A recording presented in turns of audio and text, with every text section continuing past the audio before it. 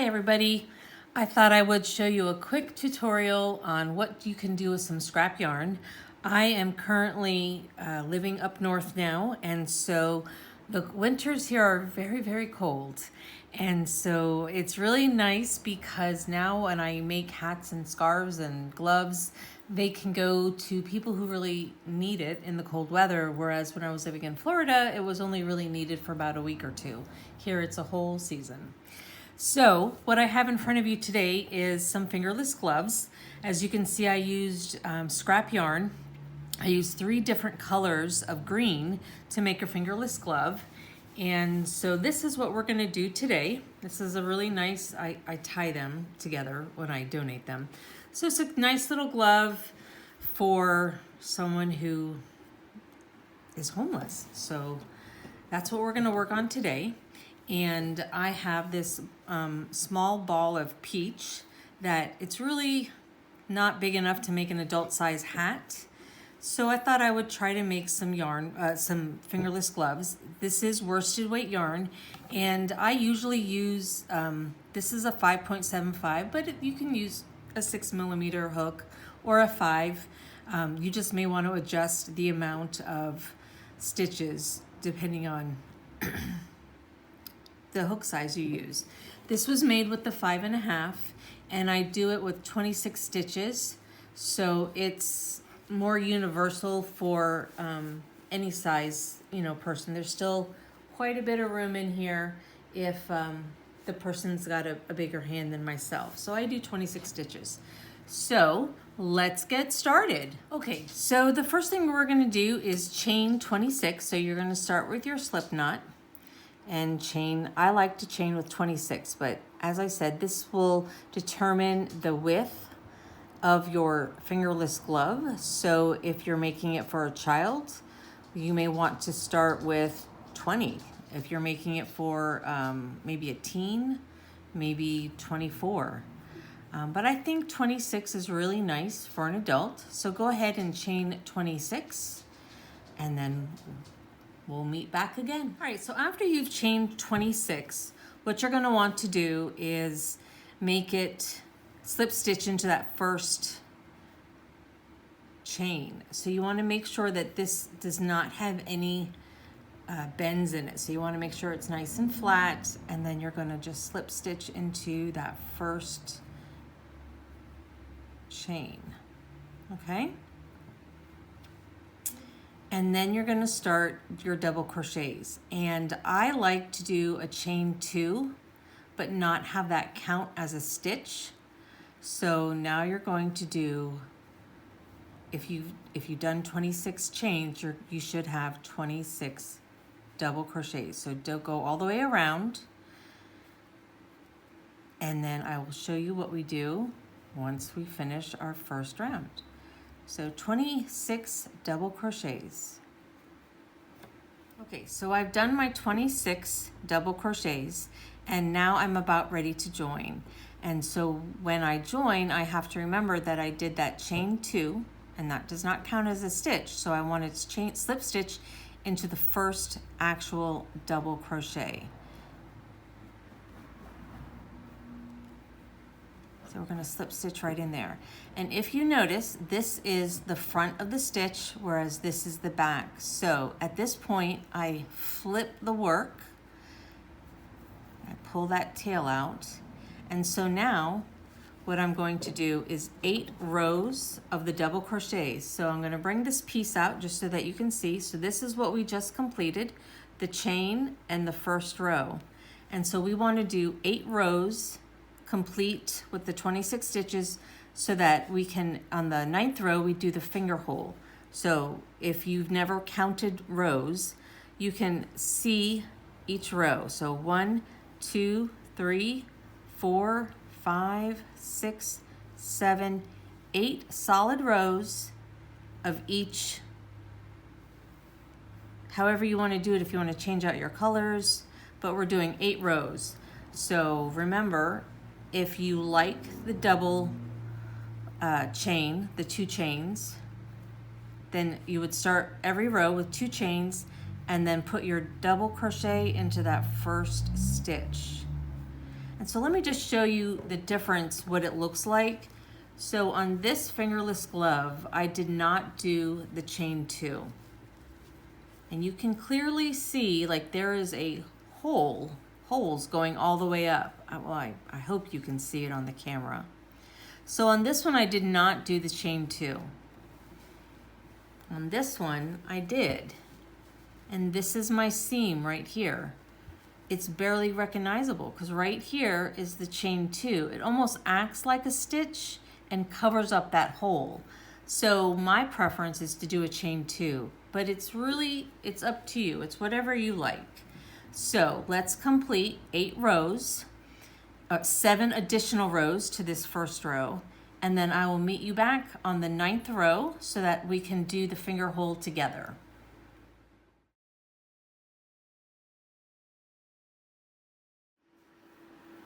Okay, so how did you do? Did you get your 8 rows done? This is what it should look like. And you can see by doing that chain 2, how nice and solid that is. That chain 2 runs right along here. And you can see that this is 8 rows. 1, 2, 3, 4, 5, 6, 7, and 8. So let's do the 9th row. Now, for the 9th row, you're going to want to leave the last 4 stitches open for your finger thumb hole. So let me go get a stitch marker.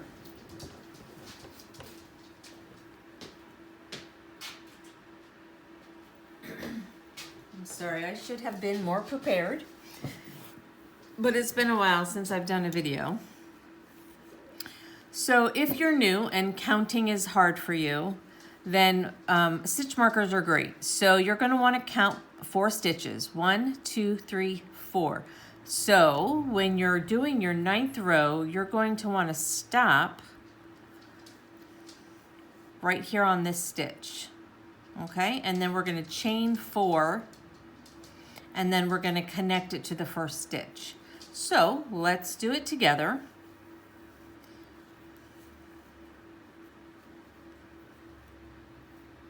My chain 2, and then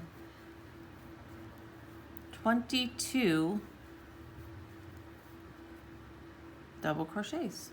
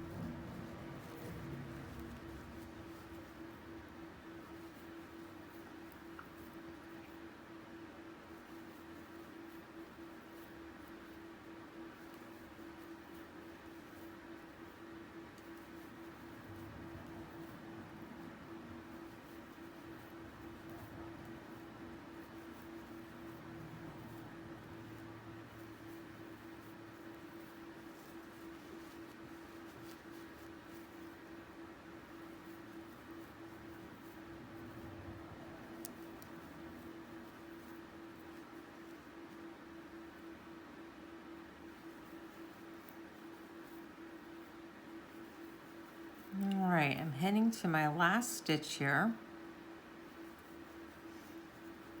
Okay, so now I have 4 stitches left. So I'm going to chain 4. And I'm going to slip stitch into my first double crochet. Make sure you're slip stitching into the double crochet and not the chain 2 if you choose to make them. So now, after you've done your 9th row, you're going to do 2 additional rows of double crochet all the way around. And so I'll do that with you as well, just so I can show you how I do the double crochets over that thumb hole. I like to crochet it into the thumb hole versus around the chains, and I'll show you what I mean.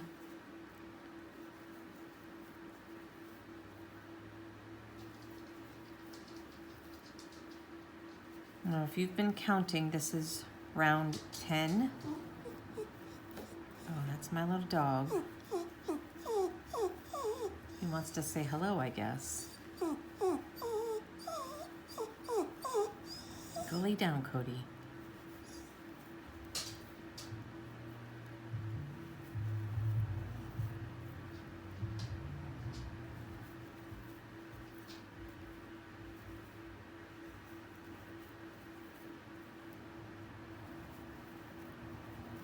You're probably wondering the way I hold my yarn. I don't weave it in between my fingers. Everyone I have crocheted with has their own unique style of how they hold their yarn, how they hold their hook. This just works for me. The way you hold the yarn doesn't matter. What matters is the fact that you have tension. Okay, so I've just done my 22 stitches. So now I'm ready to do these last 4. So I like to put it in the, just as if you were doing a chain, a foundation chain. I like to put them right into it versus going underneath the whole chain. I like to go into each chain and make my double crochet.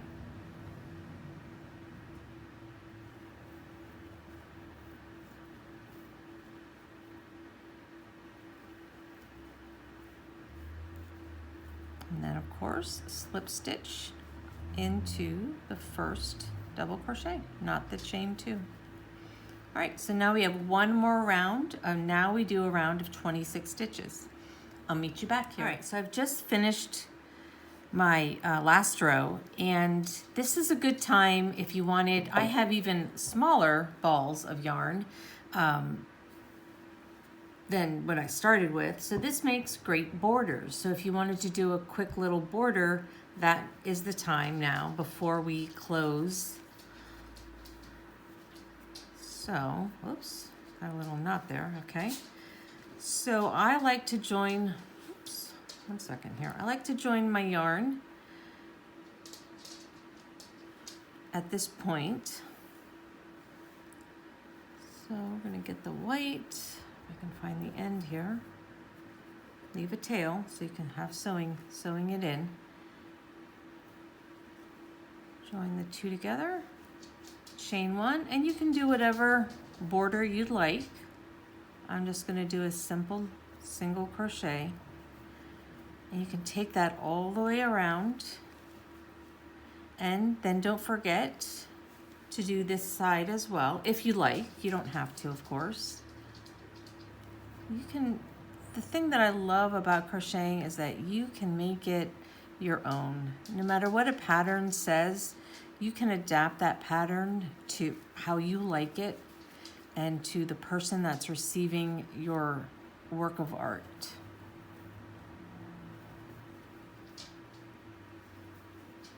All right, so I'm just gonna finish the single crochet all the way around, and then I'll meet you at the end. So I finished my single crochet around, and I'm about ready to join. So I put my last single crochet in the last stitch from the previous row, and you'll see this big long line, but I'm gonna make that invisible, but I just want to slip stitch it first.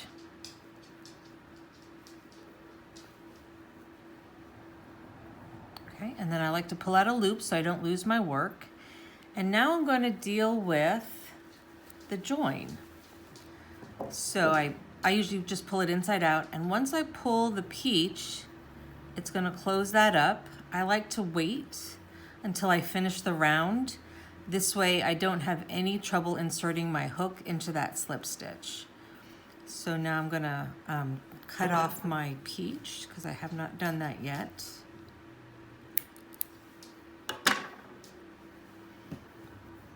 Out of the way. And then I do a double knot.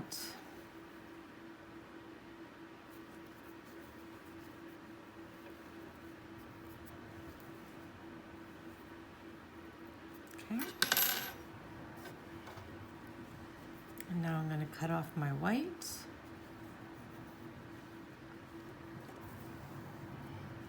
So now I'm going to fasten off after I reduce that loop. Cut a couple of inches, just long enough that you can put it through a needle. And then I just do a chain one and pull through. Pull that nice and tight. And now you're going to want to sew in your ends. So you're going to need, I like a yarn threader personally. And that's it. So after you've finished one, you obviously need to make a second one. And whenever I have two colors, I try to keep within the same color range. So I'm gonna just run my white along here because that's where my white was. And don't pull it too tight so you don't make a divot. And then on the return, I'm just gonna go through a different loop. I'm gonna come back out. I'm gonna go all the way to where I actually joined it.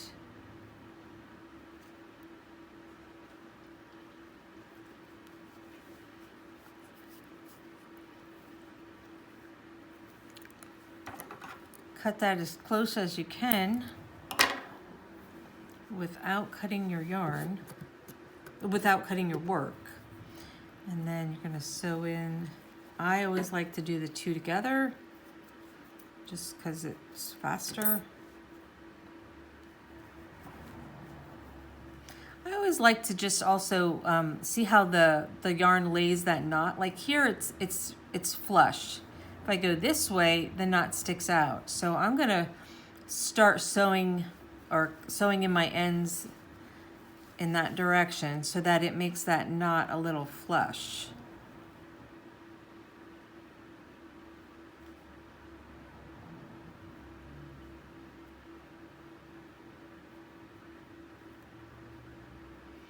And keep in mind that this is an item, a fingerless glove, is an item that is going to be washed.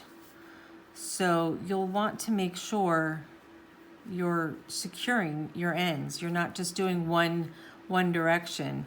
They say when you fasten off, you should do it in 3 directions, kind of like in a zigzag.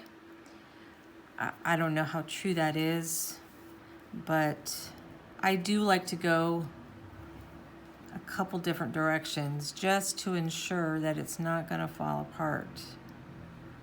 I'm going to come back up and then go across again.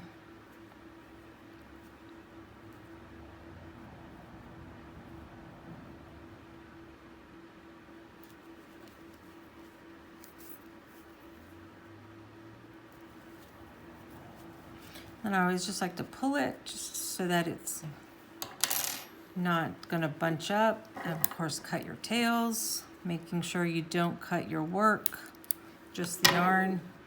And then don't forget this one, but there's your fingerless glove. It's great. All right, I hope this was helpful, and I hope to be making more videos to come. Thanks so much for watching. See you soon.